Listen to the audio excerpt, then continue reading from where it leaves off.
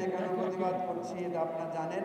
Vote পেলাম ৬২,৭০০। যে নির্বাচন হয়েছে আমরা প্রত্যাশা করেছিলাম একটা সুষ্ঠু নির্বাচনের মাধ্যমে বাংলাদেশ নতুন একটা অধ্যায়ে প্রবেশ করবে। এই কিছুক্ষণ আগে টিআইবি একটা রিপোর্ট দিয়েছে, আমরা বললে কেউ বিশ্বাস করতো না। টিআইবির রিপোর্ট এটা স্পষ্ট করে বলে দিয়েছে প্রত্যেকটি স্তরে এই নির্বাচনকে ম্যানিপুলেশন করা হয়েছে।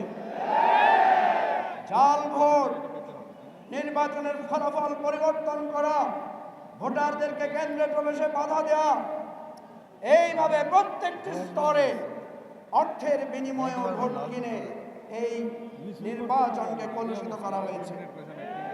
কি দরকার ছিল? কি দরকার ছিল?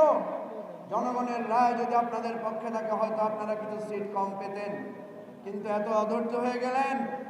এই অধৈর্য নিয়ে কিভাবে রাষ্ট্র চালাবেন? আপনাদের যে কলঙ্ক তিলক কপালে লেগেছে এটা দূর করার জন্য অবিলম্বে ব্যবস্থা নেন, তদন্ত করেন। আমার আহত ভাই বোনদের উপর নির্যাতন করবেন না। রক্তের বদলা নেওয়া আমরা জানি, আমাদেরকে আবার রাজপথে টেনে আনবেন না। লড়াই করতে হলে আমরা আবার লড়াই করে গণতন্ত্র ফিরে আনবো ইনশাআল্লাহ। খোদা হাফেজ।